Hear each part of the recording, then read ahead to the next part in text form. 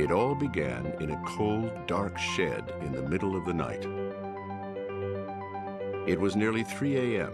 when the man put the finishing touches on a machine he believed would change the world. Every bolt had been planned and replanned in his mind for months. Every last detail had been considered and reconsidered, except for one, the most important one. For months, as the individual pieces were brought into the small brick barn behind his rented home, the man who would indeed change the world forgot that the whole was greater than the sum of its parts, literally. For when Henry Ford was finally ready to test his machine, it was too big to get through the doors of his shed.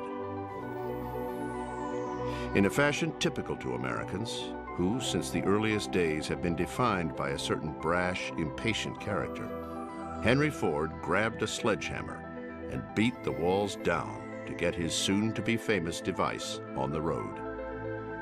The next morning, his landlord was enraged at the damage, until he saw the quadricycle.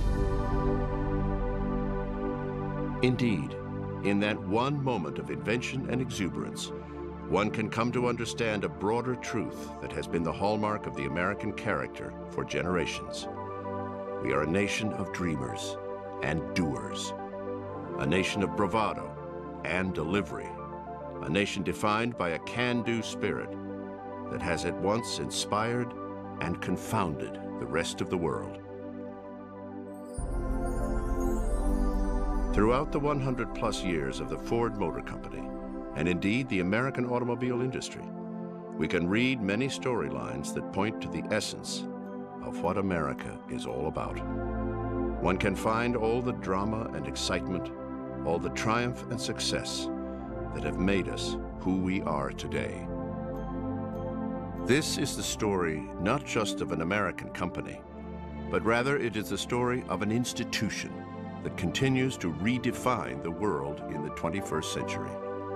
It's a story of grit and guts, passion and perseverance, innovation and imagination, and that uniquely American entrepreneurial spirit, born in its remarkable founder and alive today in the new pioneers that are recrafting the wheels of the world in the most complex and competitive industry on earth.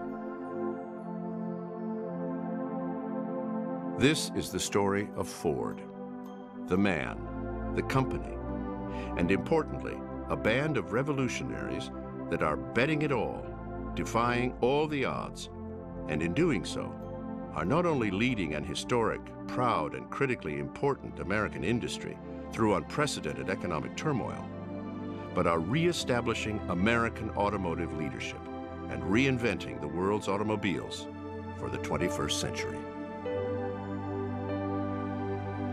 I want to be part of the team that can look back and when I retire someday and say, you know what, we helped polish the oval and restore Ford Motor Company to its rightful place atop the American road. So we really made a blood pact, if you will, that says we want to be best in quality, we want to be consistent, we want to make sure that we start every meeting with, how are we doing in quality?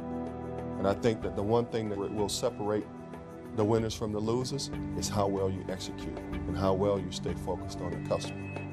And that's exactly what's happening at the Ford Motor Company. What they see is the bottom is behind them. They have a vision and a hope for the future that extends well beyond the current time, and that's why they're being so successful in doing what they're doing.